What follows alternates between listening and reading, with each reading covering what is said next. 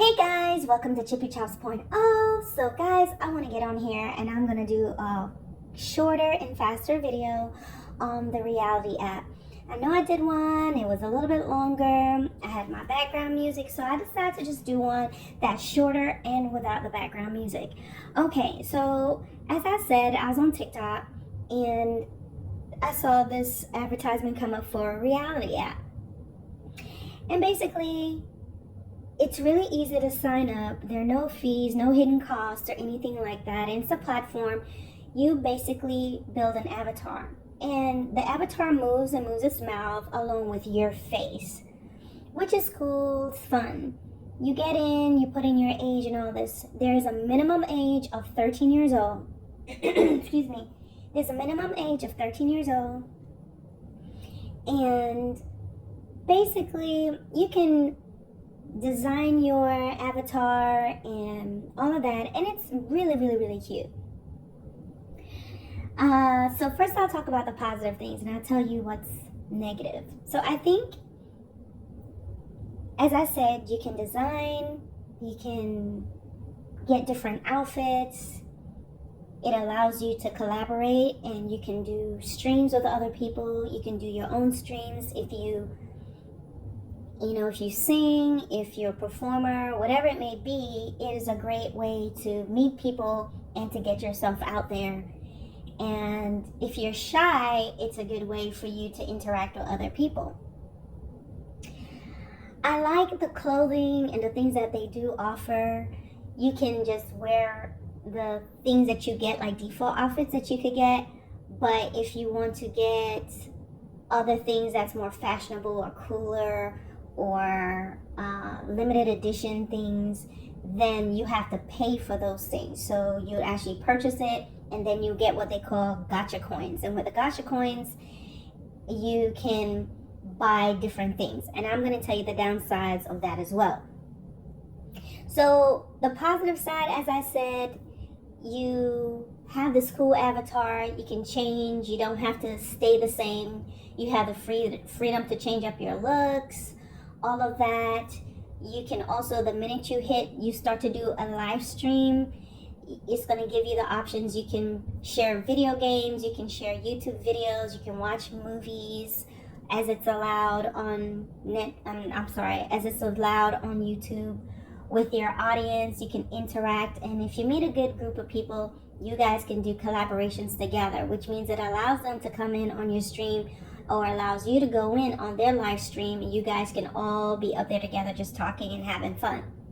Now with that said, I give you the flip side of it, and what just made me just not stick around is, number one, let's talk about the outfits. So they have these really cute outfits that you can buy. Now keep in mind that you're already, in order to get these specific things, you would be spending real money, and in order to get a certain amount of coins, to the Gacha coins, which you can choose, like pick one outfit or you can pick 10.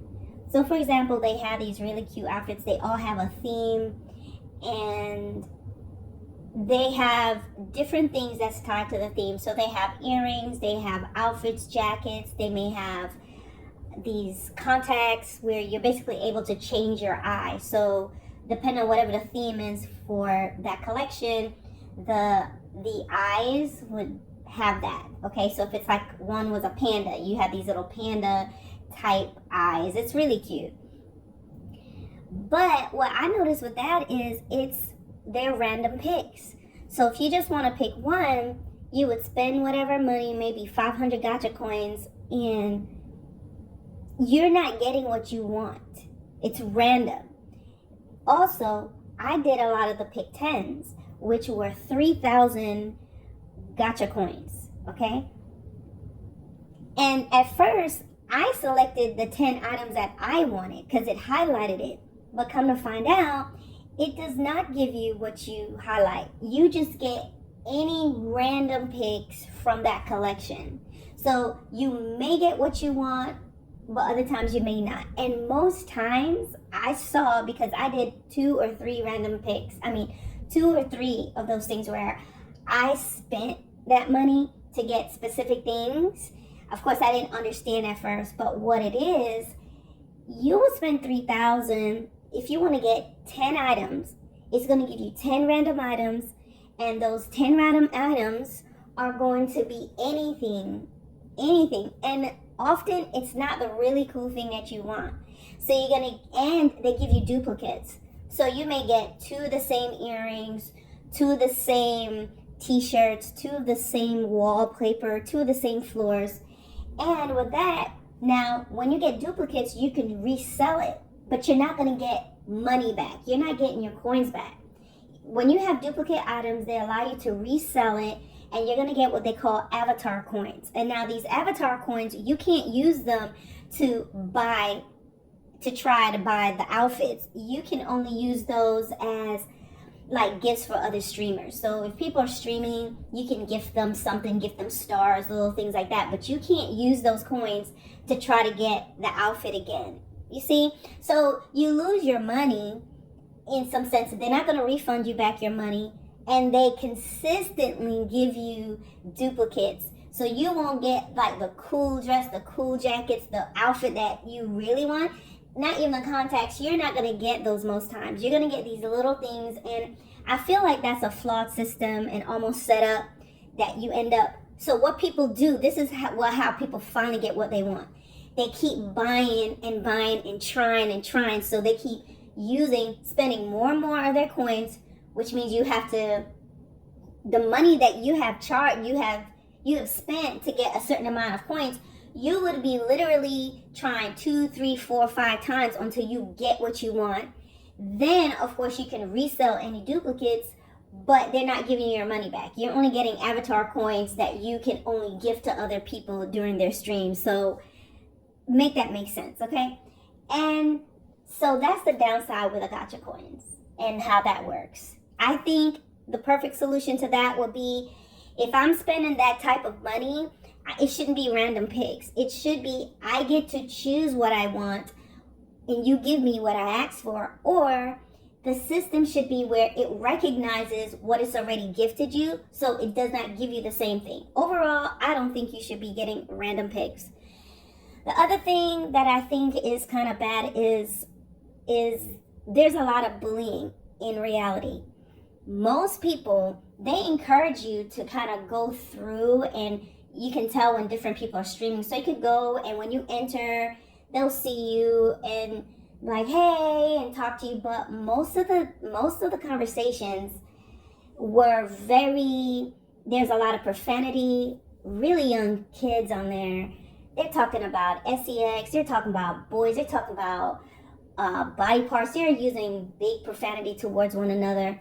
And I saw a lot of bullying in there. Yes, you can report it, but I think that there should be more monitoring in this game where for example, if you type something, like I typed something, I don't know why, but it pixeled it out. Like it thought I was saying something bad, which I wasn't. I was asking a question, but I forgot what the word was, and it automatically blocks it out and recognizes it as, oh, this word might be a bad word. I think that they should do that when people are talking. So if people are cursing or anything, they should have something in place where it maybe gives them a strike and say, hey, you use profanity or whatever, and 3 strikes, maybe you're not allowed to be on for 24 hours. 2 strikes, you won't be on for like a week. 3 strikes, you won't be on at all. And I think that would really help with the way a lot of people are talking. As I said, bullying. I went on one when you entered. When I got in, I heard them really talking trash to I guess one of the viewers. I didn't know what was going on, but then the person left and they're like, oh yeah, you left. But then they started talking smack to me. And I'm like, what in the world is going on? I went in another one, and as I said, the guy is there. They're asking me my age, and I'm like, I type in why. Why are you asking me my age? This is the internet, right? You don't just go in somewhere and divulge your age to people. And so the person got an attitude, blocked me. I found more often than not, there are lots and lots of kids on this thing. They're saying it's from 13 to adult. But if you think about it, like on TikTok, you have to be, there's a minimum age of 13. and then to an adult. But TikTok has these things where you're not going to go on TikTok and see a bunch of kiddie stuff. They have a lot of things in place to separate, even protect and umbrella the children so that they are most likely interacting with people in their age group.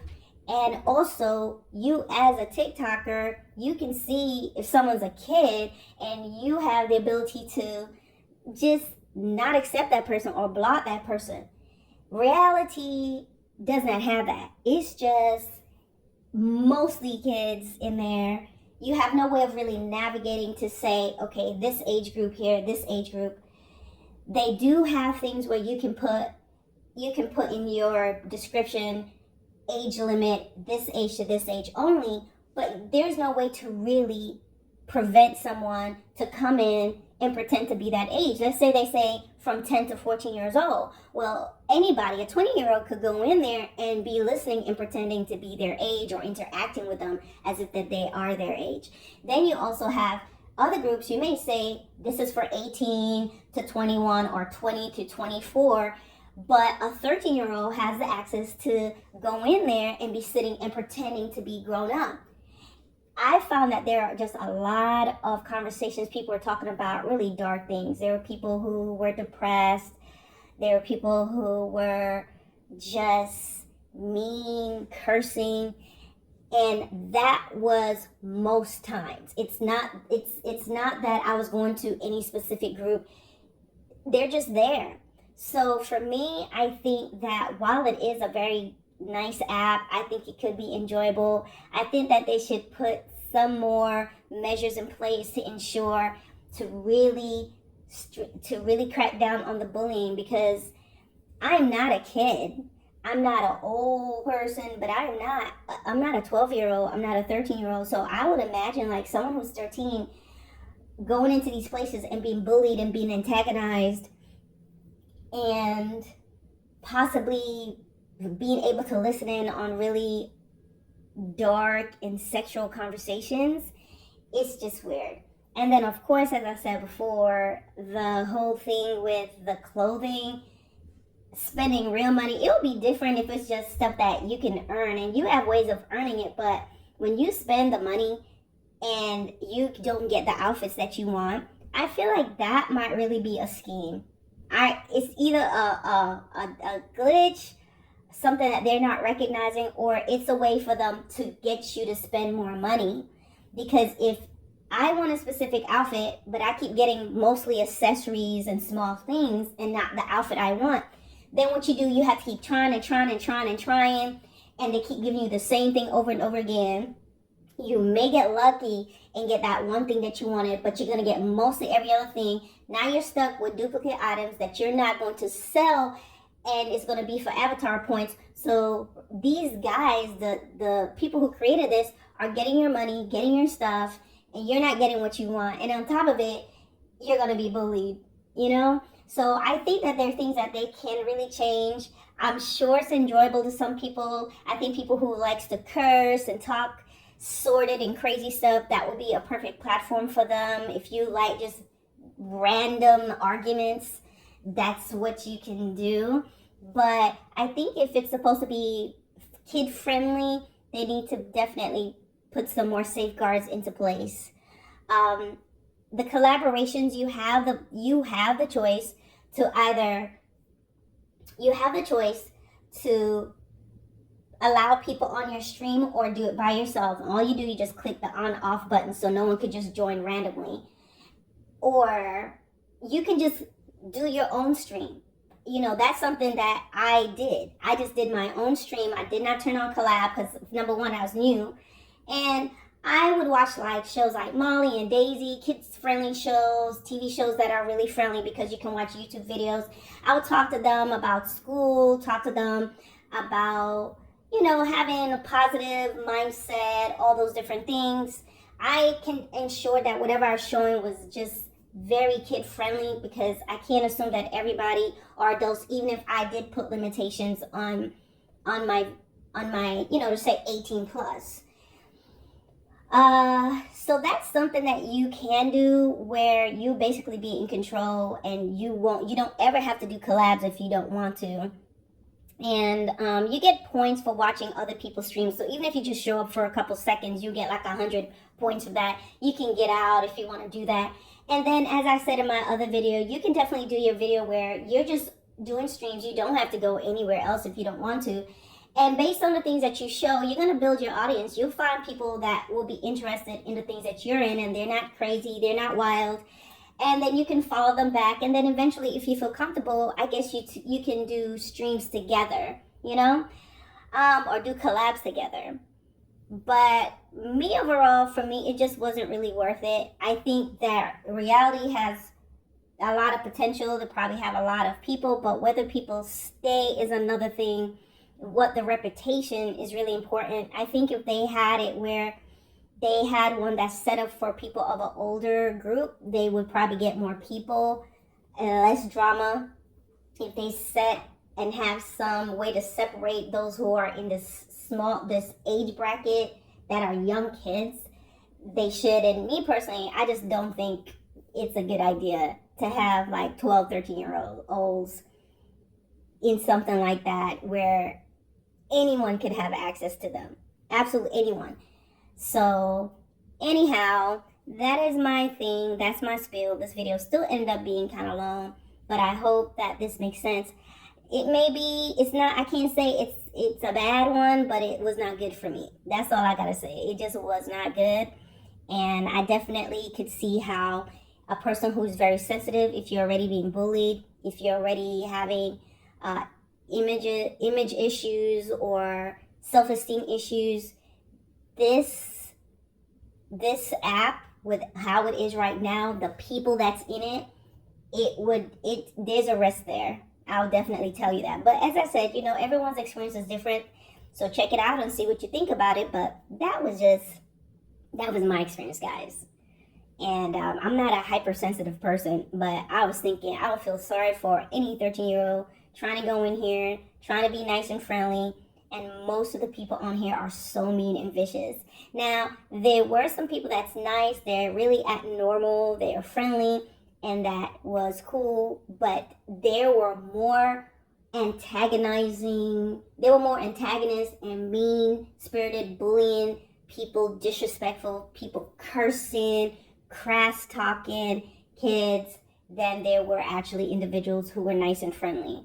If it was the other way around, then it would be more enjoyable. But for me, who has time for that? Who really has time for that? So you just got to figure out how you want to do it, how you want to be on there. If you're just like, I'm never going on anyone's streams, I'm just going to do my own thing, I'm going to have control of my group, then that's what you can do. But you're still going to have to be looking out for those comments and those things that come in. Someone may come in and say something rude, make fun of whatever you're doing, and you can block them, but it doesn't change the fact that you saw it. So if you are super sensitive and you see someone saying something really mean to you, even though you block them, that stuff may still sit with you if you're not good at processing those things and letting it slide off your back. Okay? So reality is okay, but I definitely think that it was just a little bit too juvenile for me, and they didn't have enough safeguards, and I don't like the idea of spending money not to be able to get what I want. All right, guys, thanks for listening.